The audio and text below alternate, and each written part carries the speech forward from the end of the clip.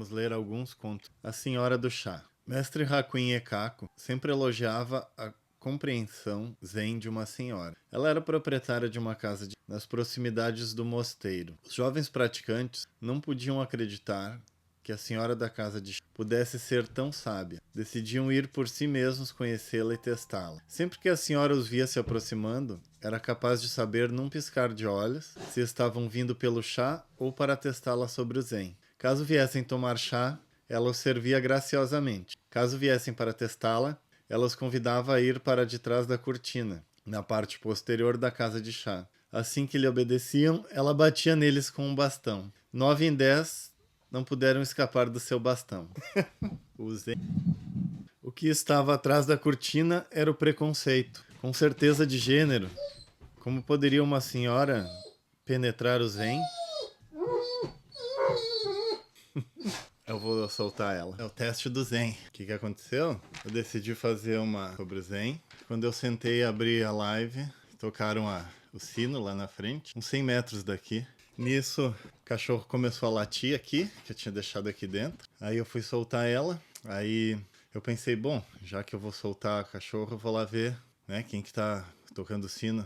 Aí eu corri até lá agora. E quando eu cheguei onde dá pra ver, já a porteira lá na frente, eu vi o carro do correio saindo.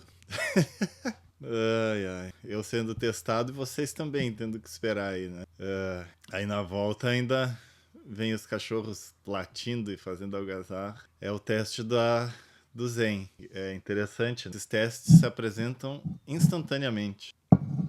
Então, os que estavam atrás da cortina era o preconceito. Com certeza de gênero, como poderia uma senhora penetrar o Zen? Outra discriminação era quando a sua posição social, monges abandonavam suas casas e suas famílias. A senhora vivia no mundo do comércio. Como poderiam comparar seus votos, seus hábitos com a prática de uma mulher que vivia vendendo chá? Os monges iam até a casa de chá, puxados pela competitividade, comparações de poder, de sabedoria, e recebiam uma bastonada. Aqueles que iam para o chá recebiam a fragrância das folhas frescas e suaves e um tratamento gentil. Assim é para todos nós. Se sairmos ao mundo para competir, para lutar, para brigar, para nos impor, para mostrar nossa competência e arrogância, por certo receberemos bastonada. Mas se formos ao mundo para compartilhar, servir, apreciar, com humildade e dignidade, receberemos o perfumado chá das primeiras folhas. Atenção!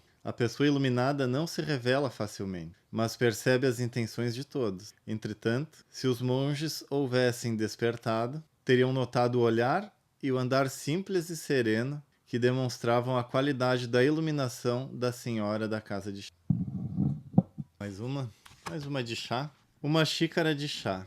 Um mestre japonês, durante a era Meiji, 1868-1912, recebeu um professor universitário que veio inquirir sobre o Zen. Este iniciou um longo discurso sobre seus estudos formais. Havia lido e se debruçado sobre os grandes tratados budistas e falava acerca deles com desenvoltura. O mestre Zen, enquanto isso, serviu o chá. Encheu completamente a xícara de seu visitante e continuou a enchê-la, derramando chá pela borda. O professor, vendo o excesso se derramando, não pôde mais se conter e disse: "Está muito cheio, não cabe mais chá."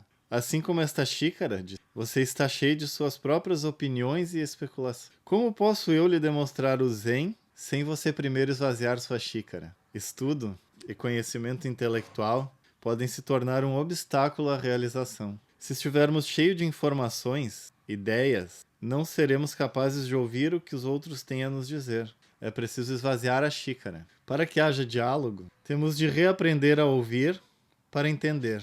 Há pessoas que se cristalizam em suas próprias conclusões sobre a vida e a morte e são incapazes de ouvir outros pareceres. Donos e donas da verdade tornam-se deficientes de seus próprios 6 sentidos: visão, audição, olfato, paladar, tato e consciência. Impossibilitados de provar um novo sabor.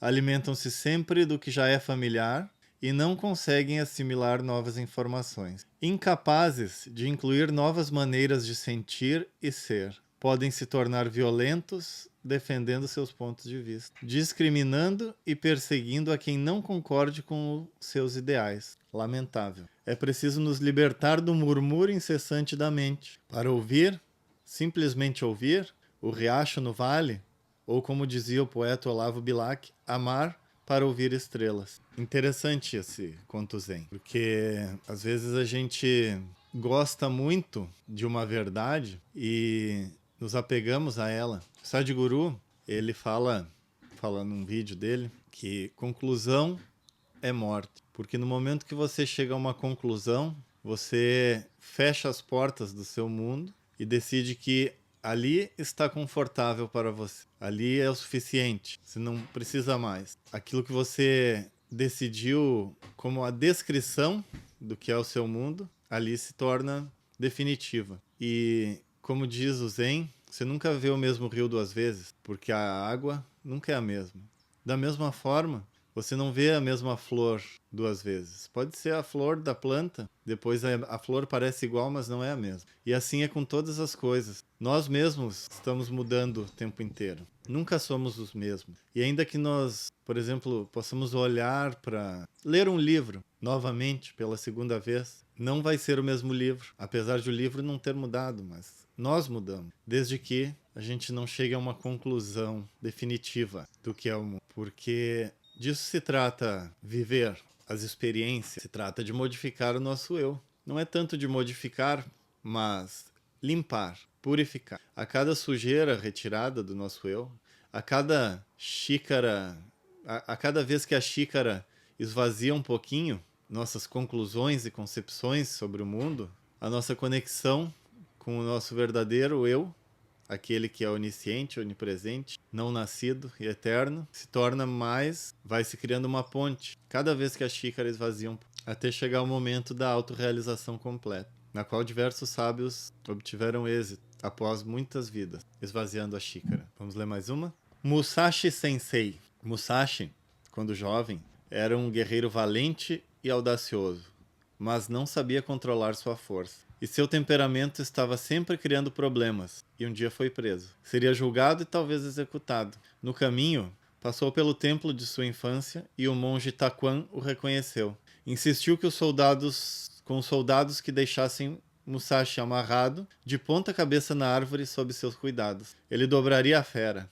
Monge Taquan era confiável, amigo do senhor feudal. Assim foi feito. Furioso, o jovem Musashi gritava para que o monge o soltasse, mas esse apenas ria debaixo da árvore. Musashi cuspia, falava de forma grosseira, mas o monge apenas ria, até que disse: essa sua raiva pessoal não serve para nada. Se sua indignação fosse maior do que você, poderia sair dessa árvore. Foi assim que o monge Taquan soltou Musashi e o treinou na arte Zen do autoconhecimento para que se tornasse um dos maiores samurais do Japão. Autoindulgência é o contrário do Zen, é a raiva não canalizada. Vamos ver o que diz aqui o comentário. Nossa raiva individual, nossos insultos e gritos, não são capazes de transformar a realidade. Podem apenas amargurar nossa própria vida e nossa boca. Mas, quando sentimos uma indignação maior do que nós, podemos usá-la como alavanca de transformação do mundo. Então, não sairemos cuspindo e ofendendo. Sairemos sim nos comprometendo a ser a transformação que queremos no mundo, como dizia Mahatma Gandhi. É por meio do exemplo e da vida pura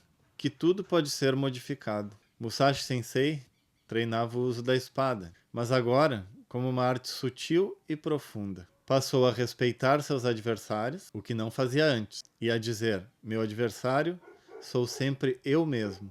Vencer a si, vencer os ódios e as vinganças, vencer o medo e a fúria. Verdadeiras vitórias. Seu último embate foi vencido não pela força, mas pela estratégia. Usou uma espada de madeira contra a espada longa de seu jovem e poderoso adversário. O adversário talvez fosse mais hábil, mas Musashi Sensei havia vencido a si mesmo. Controlado e preciso, centrado. Soube colocar-se contra o sol nascente, venceu sem matar, sem cortar e depois foi ser poeta e pintor. Uma vida de vitórias, e a maior delas foi vencer a si mesmo, conhecendo-se e escolhendo o seu próprio caminho. Quantas batalhas que não podem ser vencidas nós estamos lutando. Quanta energia pessoal, personal, Ó, a Sophie, a minha Doberman, fica latindo e desperdiçando energia. Só que ela é um animalzinho. Ela ainda tá aprendendo a lidar com nós, como seres humanos. Temos a opção de esvaziar a xícara. Nós temos a opção de esvaziar a xícara, de colocar a energia na planta do... acalmar a respiração. Nossa visão entra em foco e, ao mesmo tempo, periférica. Então bate, um calor transpassa todo o nosso corpo. O mundo se encaixa, tudo vira um. As coisas perdem a solidez e dançam bem na nossa frente. Nos tornamos uma montanha móvel e viva. A realização dos 7 elementos. E a xícara não existe. Esse é o Zen. E por ser uma live sobre o Zen, começou nos desafiando e terminou nas nuvens. E eu acho que é o suficiente. Para mim, foi muito especial. Espero que para você também tenha um ótimo